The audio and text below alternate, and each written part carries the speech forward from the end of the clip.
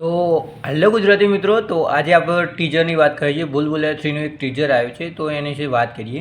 ટીઝરના અંદર શું છે? તો ટીઝરના અંદર જૂના કાસ્ટિંગ આપણે છે જોવા મળશે, જૂના કલાકારો પણ જોવા મળશે, જેના પહેલા ભાગમાં હતા વિદ્યા બાલન એઝ ધ મંજુલિકા, અને તેઓને આખા સિંહાસન ઊંચું કર્યું છે.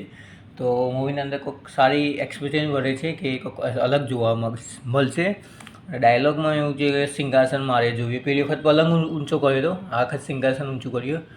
કે જોઈએ આમાં મંજુલિકા તમે પહેલા ભાગમાં જોઈ કે એકદમ સનકી હતી, પાગલ તરીકે એવો અને પહેલા ભાગમાં રોલ કર્યો હતો. અને બીજા ભાગમાં તો એની એક્ટિંગ તમે જોશો ને તો વિચાર મને એ પડ્યો કે ભાઈ વિદ્યા બાલન આવો અને તમે એની હસી તમે જુઓ, અત્યારે સ્માઇલ જુઓ કે જેનો એવું લાગે બીક લાગે, ચુડેલ જેવું લાગે.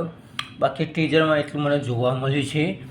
અને એઝ વિદ્યા બાલન વધારે તમને સ્ક્રીન પ્લે વધારે તમને જોવા મળશે. બાકી બીજો બધો તો ઓછું છે, પણ વિદ્યા બાલનનું વધારે આવ્યું છે. અને એવું રૂમર્સ આવે છે કે જો ખબર આવે છે કે વિદ્યા બાલનના અંગાત માધુરી પણ છે, કદાચ આ ફિલ્મમાં હશે, કદાચ જોવા મળશે. તો ટ્રેલર આવશે તને ખબર પડશે, તું કોઈ બતાવી નહીં.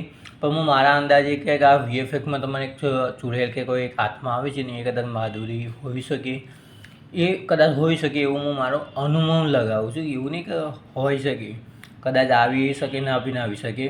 બાકી ટીઝરમાં તમને એક જોવા મળે છે કે વીએફએક્સમાં છે ને એક છોકરીનું કે એક ભૂતનું એ જોવા મળે છે. અને બાકી તમે ટીઝરમાં તો આગળ જશો ને તો એક પ્રકારની એક બીજી સ્ત્રીઓને બતાવી છે, કોઈ ઓરત બતાવી છે. અને બાકી તો અંદર ભાભી ટૂટો છે ઓલરેડી, રોલ થોડો ઓછું દેખાવા મળે છે. જોઈએ તેવાનું કામ પણ કેવું છે ભૂલભુલૈયા 3માં. અને એવું માનવામાં આવે છે કે અક્ષય કુમારનો કદાચ કેમિયો પણ થઈ શકે, કેમ કે મંજુલિકા પાછી આવી તો અક્ષય કુમાર કેમ પાછી ના આવે, એ બધું રૂમર લગાવીએ છીએ. કદાચ આવી શકે કે ના પણ આવી શકે.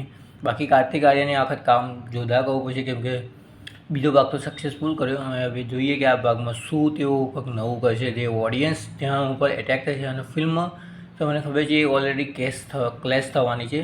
બાકી કોમેડીમાં તો બધા એક્ટર્સ ઉપર શું છે, રાજપાલ યાદવ છે, સંજય મિશ્રા સર છે, તો કોમેડી તો તમારે કહેવું પડશે નહીં. બાકી ઓલરેડી ના કીધું કાર્તિક આર્ય પર બધું છે કે રૂ બાબા પર એ ડિફરન્સ છે, શું કરીએ. તો વિડીયો ગમે તો વિડીયોને લાઈક કરજો, ચેનલને કહી નાખજો સબસ્ક્રાઈબ.